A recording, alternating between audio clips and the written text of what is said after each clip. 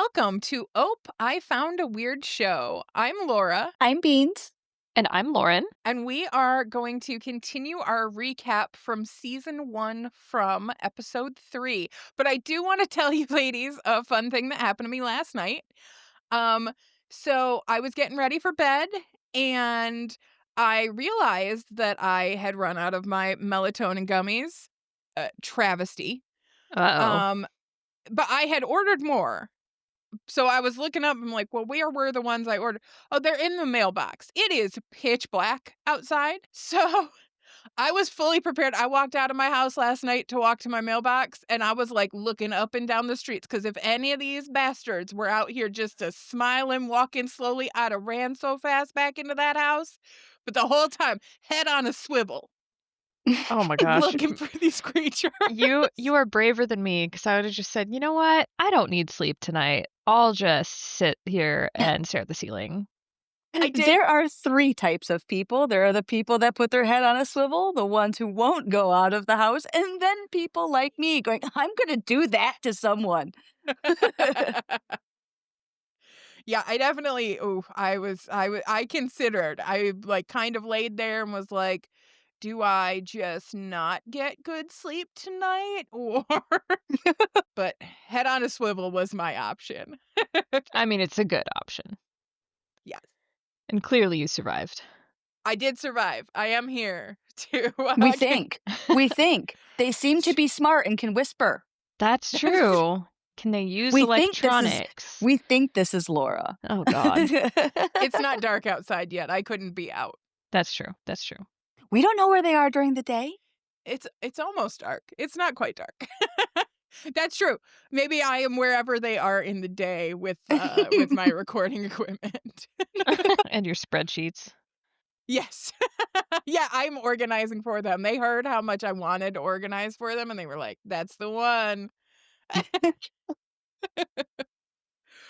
Oh, well, today we have episode 3, Choosing Day. So I am going to start the recap. And again, always, ladies, feel free to jump in whenever you want to. Right. So we start in the colony house with the Matthews family, and Tabitha wakes up to nightmares of the creatures and her experience so far. And then right after that, upstairs, Jade has finally woken up and starts yelling. He's still strapped to the bed from the night before because he like hit his head and like knocked himself out. Uh, and Donna comes in and tells him to shut up and tries to explain the situation. Jade definitely comes off like a bit of an ass. A bit? Do you know who I am?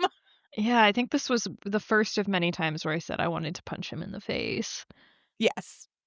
Yes, and that understandable, because he's a dick. So we see Boyd getting up for the day, and he goes to talk to Frank, who is still locked up. They have a conversation about Lauren, his wife, who was murdered in episode 1, and they also talk about his punishment for not being there to protect his family, but don't go into details yet. Boyd asks Frank if he needs anything before tonight, and he says there is one thing. So then we go back to the colony house, and Jade is still struggling to understand what is going on or that Toby, his friend, is dead. He thinks it's a game. He thinks Toby set this up for his entertainment. He's such a dick. He's like, yeah, Donna, you were spot on. Ellis, yeah, you played a little too much. You know, like he's such an asshole. Well, he's that typical like rich kid of just like, oh yeah, we can totally buy out this random ass town, fill it with actors, and go all out for it. Main character energy. Yeah. Sorry, buddy, you're not. Well, and then he even, like, when he leaves the house to find his next clue in the puzzle, he steals that bike from that poor lady. Oh my God, I totally forgot about that. Yeah. He just like rips a bike out from some woman's hands and is like, I'm taking this. Yeah, Okay, well, buddy. not only that, he's like, do you have anything, like, electric, like a scooter? What an idiot. I think my exact reaction to when he was taken, I was like, "Don't take her bike, that's her bike." So we go back to Ethan, who's lying in bed, staring at the boy in white out the window, and Julia decides to go for a walk. At the diner, we finally meet Kenny's mom, Tian Chen. Kenny is trying to get her to get some rest after the death of her husband. Sad day for all of us. And a glass gets broken and she cuts her hand trying to clean it up. She blames herself for not being at the clinic and for the deaths of the people there. She, thinks that she could have done something if she was there. And again, I think this goes back to what I was saying last time, that I really do think at this point they think it's because he opened the door. Yeah, which is devastating to think about. There's also the, thought process of survivor's guilt.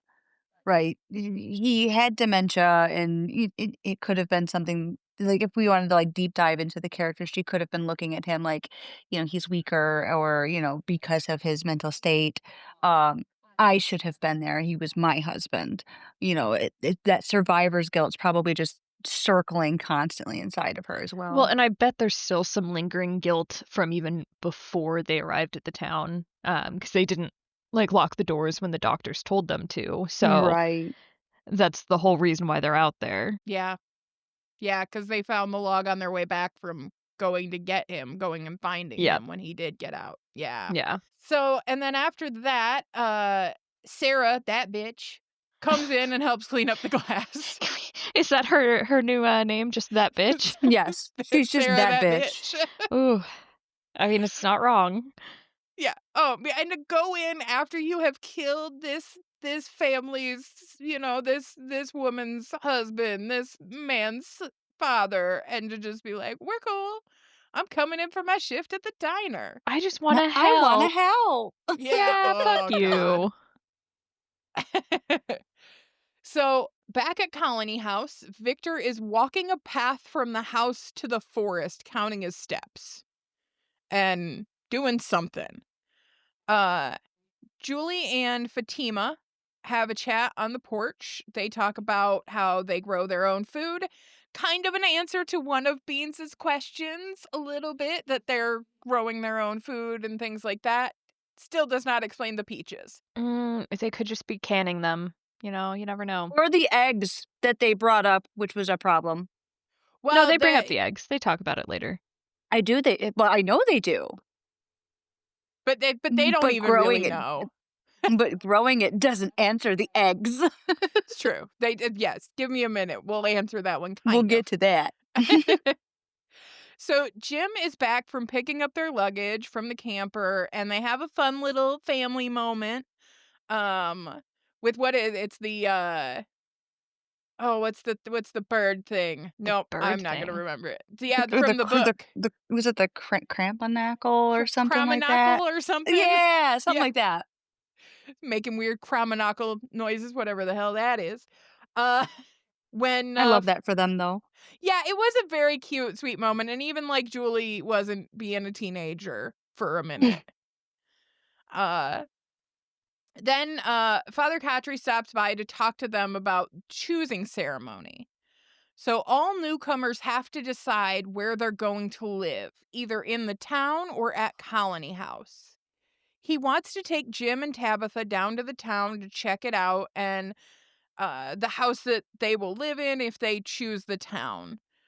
Julie gets upset that she can't go with them, as it should be a family decision, but she gets told she has to stay and watch her brother. Which, like, fair, but, like, also, I Yeah, yeah, That would be a hard thing, to do, because, like, yeah, he can't be up and walking around. You can't carry him around. They clearly don't have, like, wheelchairs accessible, to them. But then, like, you don't wanna just burden some random person, or even trust some random stranger, let's be honest, with your child. yeah. yeah. I have a thought, but I'll come back to it, like, during the choosing Oh, ceremony. okay. So Jade makes it to the diner and again makes a fool out of himself.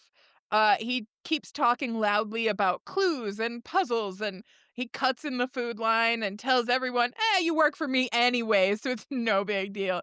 Tien Chen yells at him and hits him upside the head with a whisk. She became my favorite character at that moment. Yeah, just yelling at him in Cantonese, like, nope. And he does back down a little. He's like, I'm not picking a fight with this lady. Sarah, who's still at the diner, sees Nate, her brother, outside and goes to talk to him. He's upset with her because she promised to stay home. She says it would be more suspicious that way, and she needs to help, and that it'll all be okay. Yeah, She's that Sarah, that bitch. that's That just like bitch. such weird thinking of like, yeah, I'm the reason why this lady doesn't have her husband anymore. So I need to help her. No, I think it would be best if you just like left her alone. Leave that poor Yeah, woman alone. I agree. I agree. Sarah makes some real choices. Is why she's that bitch. Yeah. So Father Khatri shows Jim and Tabitha the town. He tells them the talismans must be hanging, doors must be locked, curtains must over the windows nailed shut. They also see what's called the box. And Tabitha asks about that, and he says this is what is used as punishment. If someone's actions or negligence leads to the death of someone else, they have to spend a night in the box. Frank will be the first person to be subjected to this punishment. So, And is this the point where she asks, will there be a talisman in there? Jim asked that. Yeah, Jim asked with the talisman, right? Like, nope. Yeah, so it's So basically a death sentence. There's no escaping that thing. yeah, absolutely. I mean, and that's I don't know, it's one of those it's a tough call, but man, yeah, no, I mean, just shoot me. Why I gotta be doctors? I feel like if we're going for the whole um using this as more of like a deterrent than as a punishment, then that's the scarier option. Like, oh, if you do something, we're gonna shoot you. It's like, oh, that's a quick death if it's Yeah, done right. But this is like, no, we're gonna make you face the monsters that you in some way, shape, or form subjected other people to. fair, and that's yeah, and for him to be the first person, Oh it's yeah. clearly been working as kind of a deterrent. And after that, well, if it happens, then I would assume it will be even more of a deterrent for people. True. So, Jim and Tabitha, if they choose the town, will move into Lauren and Frank's old house. There's still blood on the walls from the attack. Oh my god. When he was, like, bringing them upstairs, I'm like, "Please tell me there's not still blood in this room." He opens the door and it's just spattered. I I feel like this is such a weird.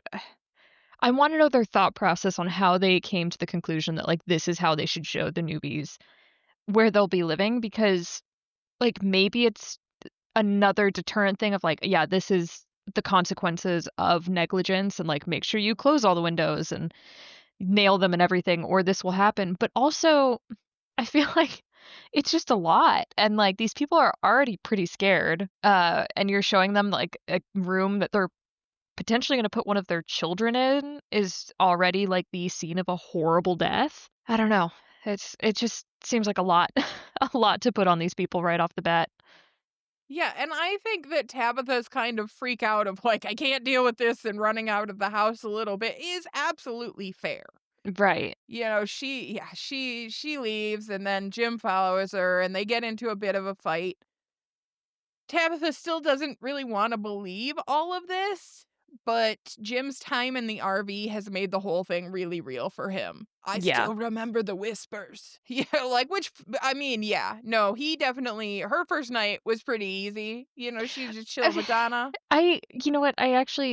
I'm not sure about which one of them had the worst night because like yes, he was in the RV, but he didn't see any of them.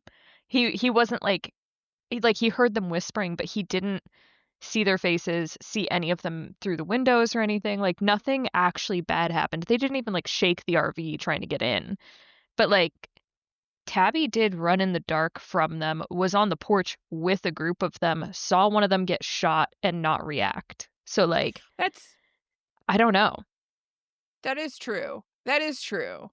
But I do get kind of like I don't know, like this wanting to not believe the situation you're in, Yeah. like this can't be real. Still in But denial. yeah. So we cut back to Boyd and Frank walking out in the woods to a swing that Frank made for Megan. He asks if he'll be buried with his family, and Boyd assures him he will and gives him some time at that swing to. I was fully convinced he was gonna hang himself there. I thought he was too. Yeah. No, I kind of did too, but Boyd didn't walk away far Yeah, enough. I think But maybe if Boyd had gone further, he would have, but, yeah, Boyd only gave him, like, 10 feet of space and turned his yeah. back, but yeah. But you can tell at that point, Boyd is just struggling with Uh-huh. this a lot. He does not want to put Frank in the box. Back at Colony House, Julie, Ellis, Fatima, and Ethan are on the porch. Ellis is working on a crutch around on his injured leg.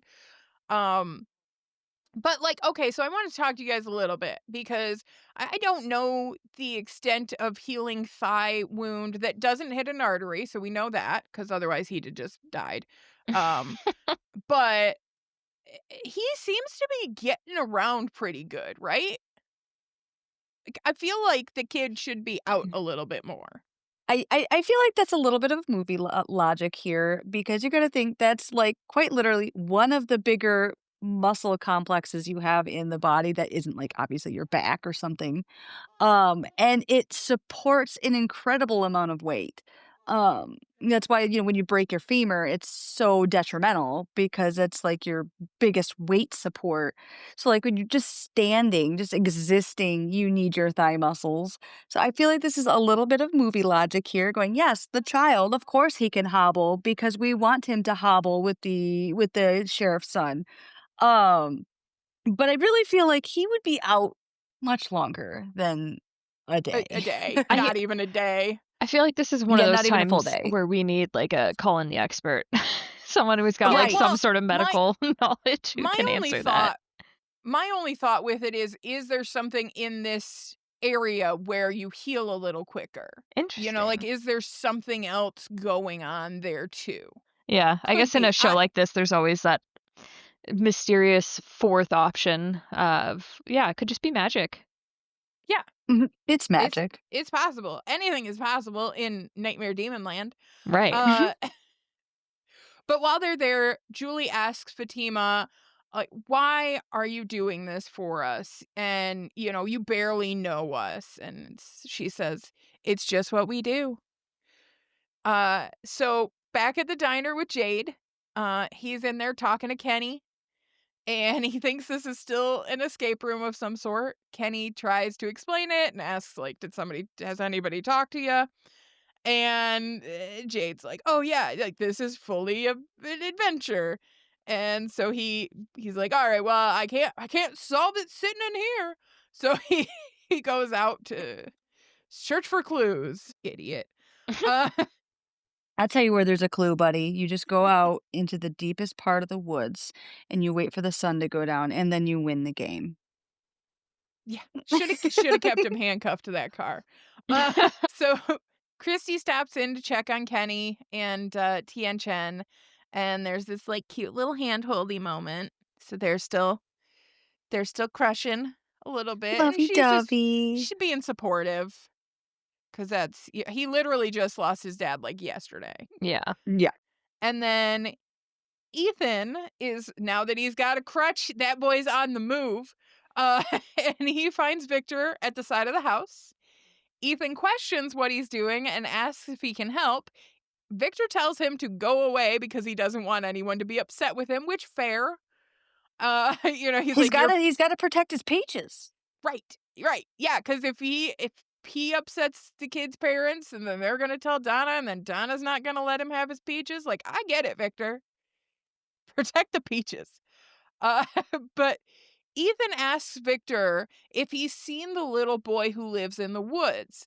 Now, this kind of shocks Victor, and he opens up a bit. And Victor explains to Ethan that he's checking, like the thing he's doing out there is that he's checking to see if the trees have moved. Uh, Julie comes up and yells at Ethan for being outside because she's supposed to be watching him. She ain't doing a good job of it. Uh, Before Ethan goes, Victor tells him to tell the little boy in white he says hi. Julie yells at Ethan and says not to talk to Victor because he's creepy. Ethan is persistent that Victor is fine. Well, He's fine. I feel like every time we see Victor, it's just like a "Uh, who the hell is this guy? And like, what has he I think seen? I think he's just a little strange. I don't think he means harm. No, I don't think he Um, means harm and at all. But and the fact that he's, like, pacing out this, "Have the trees moved?" I don't think that's crazy. no. You live in a monster-infested realm currently. It's totally plausible the trees will freaking move. Well, Yeah, and well, and go ahead. I was just gonna say, and like, it's pretty much insinuated that he's been here a long time, if not maybe the longest out of anyone that's there. So he might know things that the others don't. And like, he didn't sound surprised that there was a little boy living outside. He was more just like surprised that someone else knew about it. Right. So yeah, I'm very I need this to play out faster because I need answers. He he almost seemed relieved when, little crutch boy, because I can't remember his name, when he had asked about the little boy who lived outside. He almost was like, "Wait, you can see him too?" Like, he Yeah. was, like, almost relieved that, like, I'm not fucking crazy. Well, This little kid sees him too." and when he said say hi for me, maybe that's implying that he can't see him anymore, but he used to. Maybe. Right. Yeah, and that's kinda how I read that, was like, this is something that also happened to Victor at Yeah. some point. So, Jade continues on his trip around town where he finds a root cellar, and I had to tell Lauren to a spoopy is coming. Uh, he he opens a door to find a dead man covered in blood, crushed by a large boulder. The man turns to him and screams, like all blood out the mouth. And Jade falls over and sees this strange symbol on the ceiling. But when he looks back, the man is gone. There's no sign of him at all. No sign of the boulder, nothing. He gets back up and is so excited for for the game Toby set up for him. Like, just, yes, this is amazing. Such great production value. How did he do this? Yeah, just not getting it at all. So at the church, Boyd and Father Khatri have a talk. Boyd is struggling with having to put Frank in the box. He can't do it. He built the box to scare people, but never wanted to use it. Khatri asks Boyd how he thinks people will react if he doesn't do it. How will people treat the rules then? And Yeah. that's a very fair question. I see both sides of this. Right. And I genuinely think that Boyd went to Father Kotri expecting him to preach about mercy and like kind of be on his side of like, yeah, you can back out of this. Like there's a better way to handle this. And instead he just got kind of a dose of reality of, yeah, you could, but there will be consequences. And are you ready to face them? And what about the next person that winds up getting someone else killed? So, yeah. No, absolutely. And that is the problem with kind of the situation they've created. Yeah. You know, of you kind of have to follow through. Yeah. And maybe he expected to never have to follow through with it, but also if you're going to establish a punishment for a crime, like you've got to think through it. Like if you announce it to everyone that this is what happens if you do something, you can't just back out of it once it actually happens. Yeah, absolutely. So, but Boyd still doesn't want to do it even after that. And he goes to Frank's cell and he gives him a talisman and he tells him there's a shack a little ways into the forest. He should take the talisman and make whatever life he can out there. And he leaves the cell door open. So now we head to the choosing ceremony. So like all the towns there and all the newcomers have to make the choice of where they want to live. So Jade and the Matthews family and Father Khatri's kind of telling them about the ritual. You know, you pick the stone if you want to live in the town, you pick the flower if you want to live in Colony House. And Boyd interrupts him to talk a little bit about Frank and the box when Frank walks up. And he's like, I have something to say. And he cautions everyone to be strong, stronger than he was against this place. and to take care of each other and remember what you're living for. Frank says he's ready to go into the box. He's ready to be with his girls again. Well, and one thing that he also talks about is just, like, who he was before coming to the town is, like, "I was a good father," and just, like, this place changes you, and I think that's interesting 'cause, we haven't seen him be a good father. Yeah, I feel like a situation like this could change you a lot, and this, like, final act of, like, going into the box kind of is like a full circle for him of, like, coming back to, like, "Yeah, I wanna do the right thing," but also he probably just doesn't have anything to live for. Yeah. Yeah, that's very true too. I mean, I think if that's such a tough situation because if everybody that you care about and you're in like demon land, like, do I really want to continue to live with this and just, no, I just want to be done. I want to go see my girls again. I think if this was a situation where this was 100% an escapable thing, we've got a plan, we know how we're going to get out, we know what to do, he'd be like, no, I don't want to go in the box. I'm going to go live in the shack because then I'm going to watch what they do and then I'm going to do it. Right. Because then you could get out. But right now, there is almost an overarching sense of hopelessness and being trapped. When you can't leave this situation, you're just grounded in it. And so now he would have to, even if he decided to go live in solitude, first of all, he's in solitude.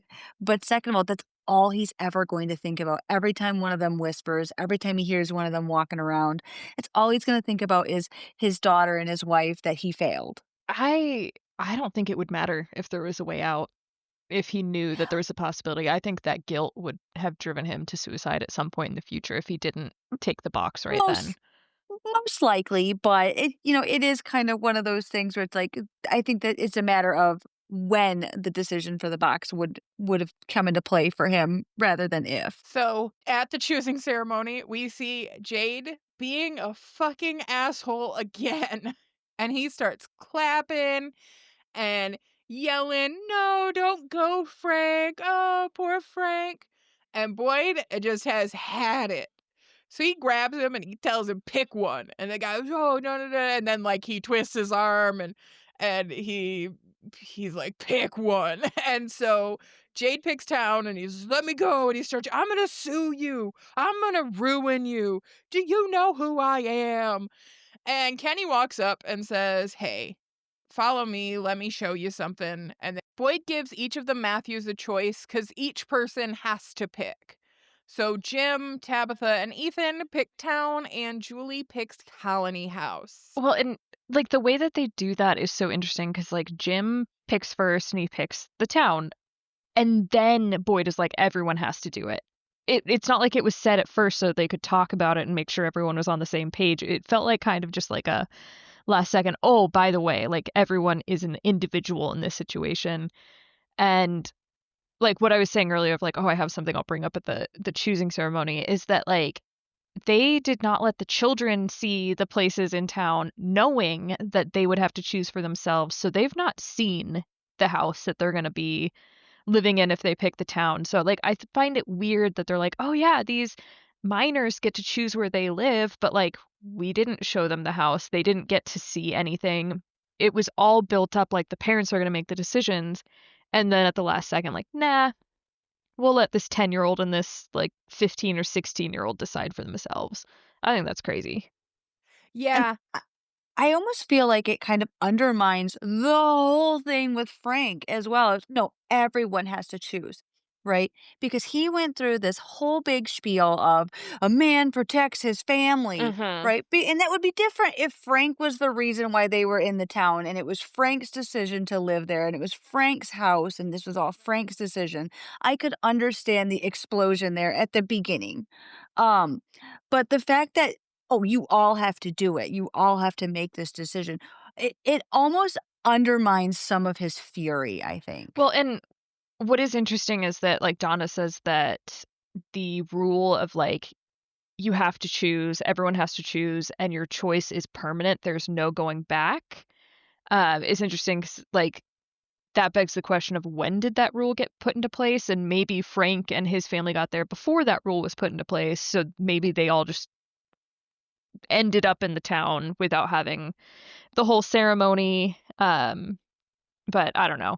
I think the whole like you choose one time and that's it is insane because kids are gonna make stupid decisions just to piss off their parents or just because they want to live away from like supervision for a bit or because they never got to see the house that they're going to live in and all they've heard is that people died there. So they want to live in this colony house that seems so cool and uh I don't know. Hippie free love Right. vibes.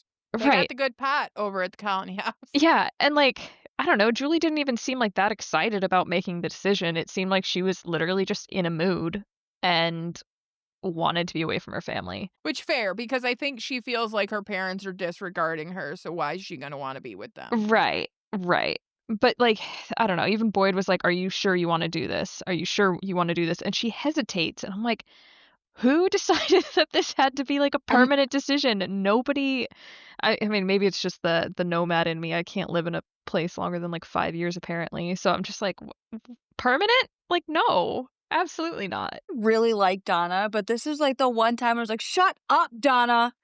Boy did tell Stop her to shut the fuck bickering." up.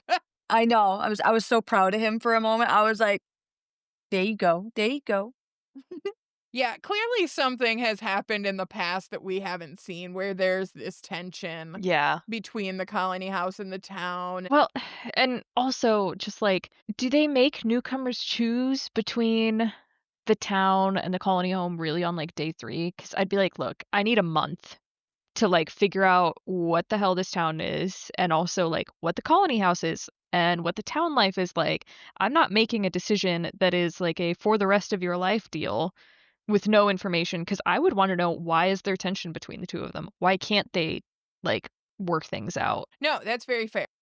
Yeah, that is so quick to make that kind of permanent decision. So Boyd promises Jim and Tabitha that Ellis will look after Julie and everyone leaves for the night to head home. So they kind of calm down the situation and, you know, they're going to readdress it later. At that point, we head back to Kenny and Jade, and Kenny is taking Jade to the graveyard and shows him and tells him like nobody's picking on you, nobody's being mean to you. But he needs to show him the truth, and so he shows him Toby's dead body. He starts yelling that this isn't funny anymore because he still doesn't get it.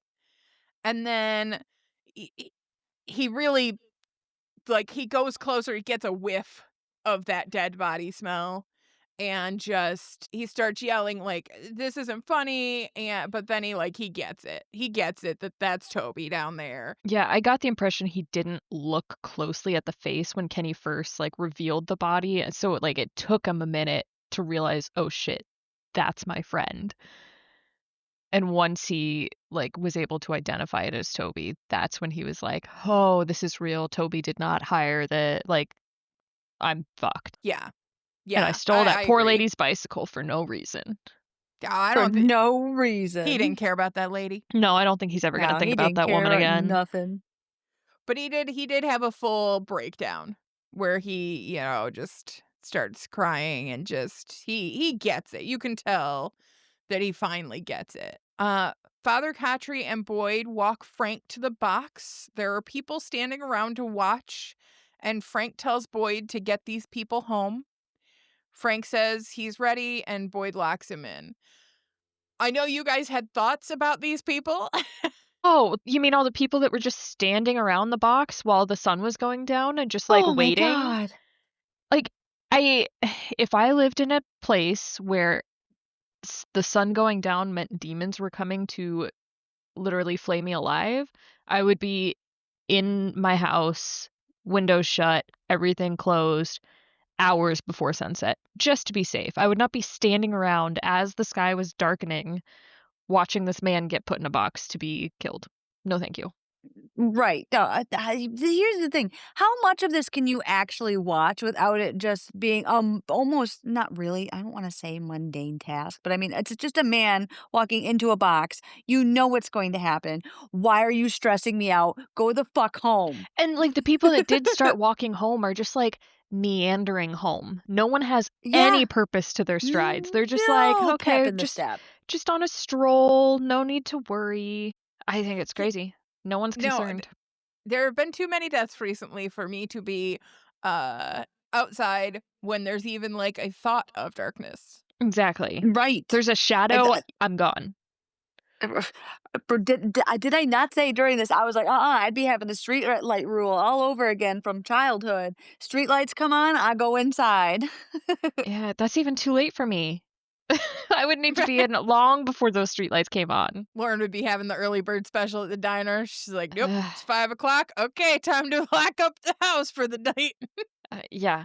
Yeah, no way. So Jim, Tabitha, and Ethan move into their house in town. They get settled for bed, and Jim reads Ethan a story, and they're all together in one room, which, like, yeah, absolutely. Uh, Tian Chen is at her house, and she's crying at an altar for her husband. When Kenny walks in with Jade, he lets her know that Jade will be staying with them for a little while, which I think is, like, the best place for Jade, because Tian Chen is not gonna let that fool be an idiot, No, like, but also I would just be like, I don't want that idiot in my house. Like, he's just gonna open a door because he's selfish and doesn't care. it's I wouldn't want possible. him anywhere near me, but I would have already punched him. So maybe we wouldn't have had a problem because he'd be scared. Back at the Colony House, they have a cheers for Julie, as they do for all of their new members when they join.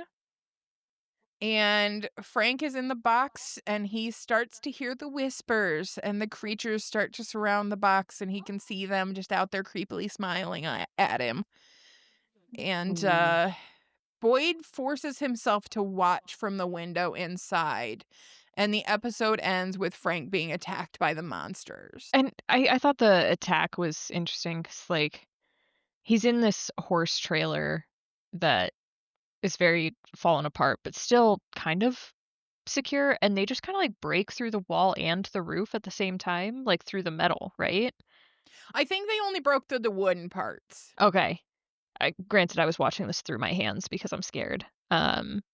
So, yeah, that makes more sense. But yeah, they come in, and yeah, there's, like, really no place to hide in that thing. No. So, but Frank was ready. Frank was ready to go. Yeah.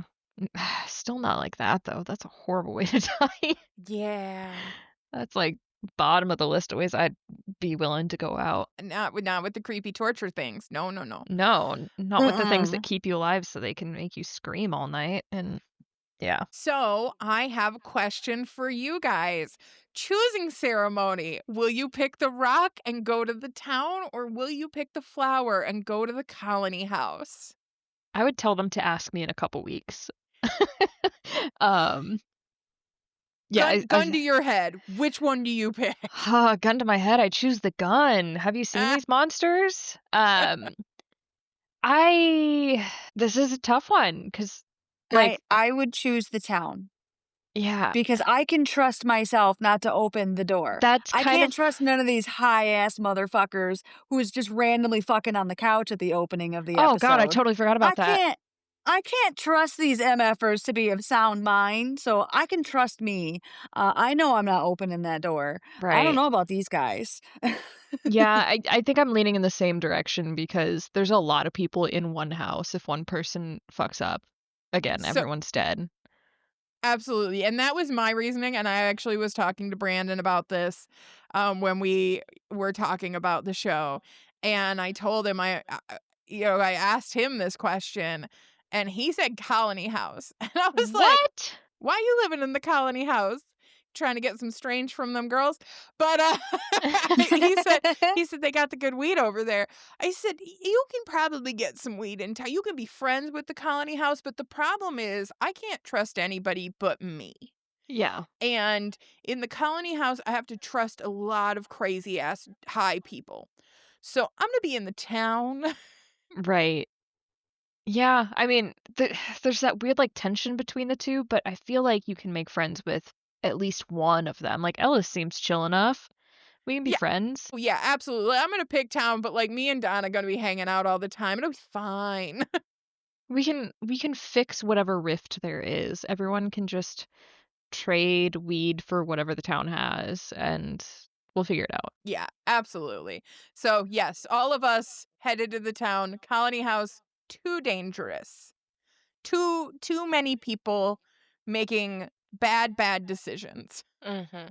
Any theories that you guys have at this point, or any theories that have been answered or changed from the last time? Oh, I don't think you mentioned it, but when Kenny was talking to Jade, that's his name, yeah, Jade, Yes. at the diner, Jade asks, like, "Oh, yeah, if this is, like, a crazy town, then, like, where do all the chickens and cows come from?" And Kenny's just like, "We don't know. They just appear."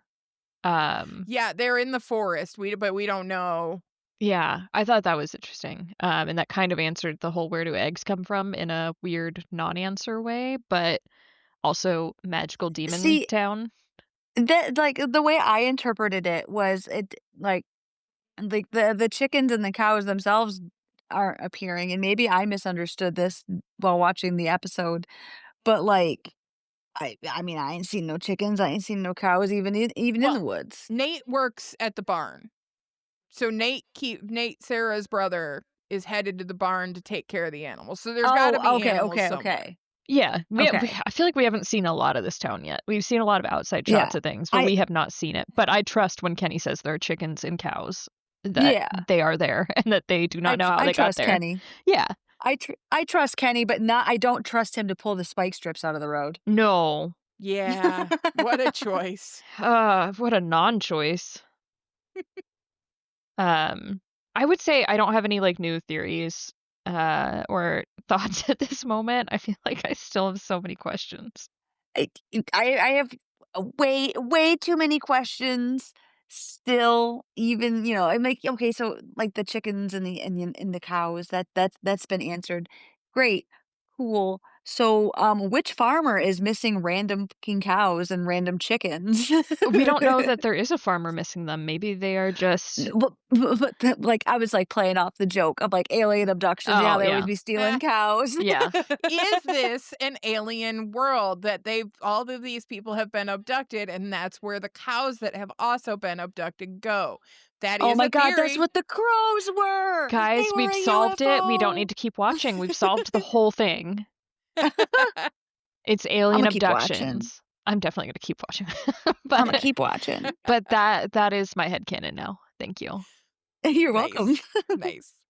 Nice. Yeah, so I know there's some answers that are gonna be coming soon for some of the questions you guys have brought up. So I'm very excited for you to watch the next episode. Let's do it.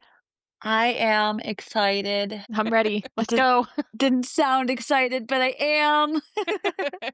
Well, thank you everybody for listening to us rant on Ope. I found a weird show, and we hope you enjoyed it. And we can't wait to watch the next episode and ramble on about it. So, thank you, and we will see you guys next time. Bye. Bye. Bye.